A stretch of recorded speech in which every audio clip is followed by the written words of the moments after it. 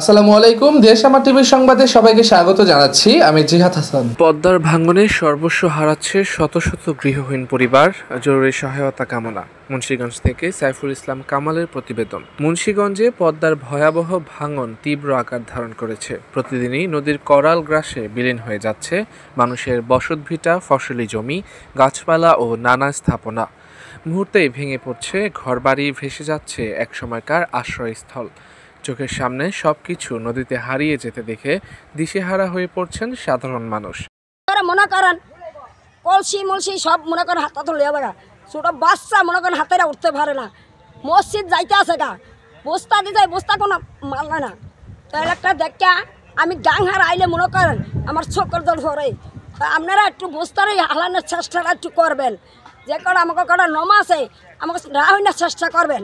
তা আমরা কই যামু এখন আমাকে বাড়ি ঘর ভাঙ্গা দিতেছে গা, ভাঙ্গা গেছে গা, মানে কই যাবো আর টেহা নাই পয়সা নাই, কি দিয়ে কি করি। অনেক আমাকে তো অনুভয় এই ঘর দর ভাঙ্গা সুইটা সেগায় ভেঙে হালাই দিছি। অনেক কোনো জায়গায় একটু আশ্রয় রকম, এই আশ্রয় জায়গাটা এখন পাইতেছি না। আগে জায়গায় নদী ভাঙছে, হেরা জায়গায় জায়গায় শিবাসাবি হাইনটা হেরা কোনো রকম জায়গা জোগাড় লইছি। অনেক আমরা যে কই যাবো, অনেক তো আমাকে তো অসহায়, অনেক কি যে করি। এটা মুন্সিগঞ্জ সদর উপজেলার বাংলাবাজার ইউনিয়নের শম্ভু হালদারকান্দি গ্রামে ভাঙনের তীব্রতা ভয়াবহ আকার নিয়েছে। সরেজমিনে দেখা যায় নদী তীরে মানুষের হাহাকার। ঘরবাড়ি হারিয়ে খোলা আকাশের নিচে আশ্রয় নিয়েছেন অসংখ্য পরিবার। স্থানীয়রা অভিযোগ করছেন, পানি উন্নয়ন বোর্ডের পক্ষ থেকে ভাঙন রোধে কোনো জিওব্যাগ ফেলা হয়নি। ক্ষতিগ্রস্তরা জানান, কয়েক মিনিটের মধ্যেই ভিটেমাটি হারাতে হচ্ছে তাদের। কেউ কয়েক প্রজন্মের বসতভিটা হারাচ্ছেন, কেউ বছরের পর বছর যত্নে গড়ে তোলা ফসলি জমি পদ্মার গর্ভে বিলীন হয়ে যাচ্ছে। সব মিলিয়ে নিঃস্ব হয়ে পড়েছেন অসংখ্য পরিবার। স্থানীয় বাসিন্দা আমিনা বেগম ক্ষোভ প্রকাশ করে বলেন, আমাদের ঘরবাড়ি নদী খেয়ে ফেলছে, অথচ এখনও কোনো স্থায়ী বাঁধ নির্মাণ হয়নি। আমরা কোথায় যাব? আমরা গরিব মানুষ এখানে থাকি, নদীর পার কোনো একটা সমাজ করছি, অনেক তো নদী ভাঙ্গা বিলীন হয়ে যেতেছে গা, বাড়িঘর লয়ে যেতেছে সবার। কই যাবো আমরা নদী ভাঙলে? আপনারা একটু সহযোগিতা করেন। যদি সহযোগিতা না করেন তো আমরা কীভাবে থাকবো না গরিব মানুষ? আপনি তো চায় রয়েছি যে আইব বস্তা আইব বা কিছু আইব, কিছুটা কইব। সমাধিক আছে, সবার কইছি, সবাই আইছে না, বস্তা তো আইতে আছে না, মসজিদ ভাঙে লেগে যেতেছে গা। মানে আমরা কী করতাম? আমরা গরিব মানুষ। দ্রুত যদি ব্যবস্থা না নেন তাহলে বাকিরও ভাঙে লেগে আমরা যাবো কই? বাড়ি নাই, ঘর নাই, জায়গা নাই, জমি নেই, কই গিয়া ঘর দুয়ার কই থাকবো গিয়া? ষাটোর্ধ করিম মিয়া জানান, আমরা কয়েক পুরুষ ধরে এখানে থাকি।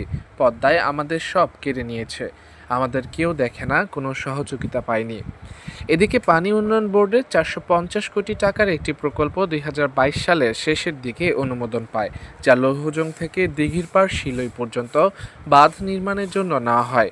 তবে ধীর গতির কারণে কাজ শেষ হয়নি, ফলে ভাঙনে ভিটেমাটি ছাড়া হচ্ছেন শত শত মানুষ। স্থানীয় জনপ্রতিনিধিরা জানিয়েছেন, সংশ্লিষ্ট কর্তৃপক্ষকে বিষয়টি জানানো হয়েছে, তবে তাৎক্ষণিক সমাধান হিসেবে জিওব্যাগ ফেলার চেষ্টা চলছে। বিশেষজ্ঞরা বলছেন, এ ধরনের সাময়িক উদ্যোগ দীর্ঘমেয়াদে কোনো সমাধান নয়। পানি উন্নয়ন বোর্ডের নির্বাহী প্রকৌশলী আখলাক উল জামিল জানান, বাঁধ রক্ষা কাজ 2022 সালে শুরু হয়েছে। প্রকল্পের মেয়াদ রয়েছে 2026 সালের সেপ্টেম্বর পর্যন্ত। তবে শম্ভু হালদারকান্দি গ্রামে ভাঙন রোধে দ্রুত কার্যকর ভূমিকা নেওয়া হবে। এ অবস্থায় ক্ষতিগ্রস্তরা সরকারের জরুরি সহায়তা, পুনর্বাসন, খাদ্য ও আশ্রয়ের দাবি জানিয়েছেন। সাইফুল ইসলাম কামাল, দেশ আমার টিভি।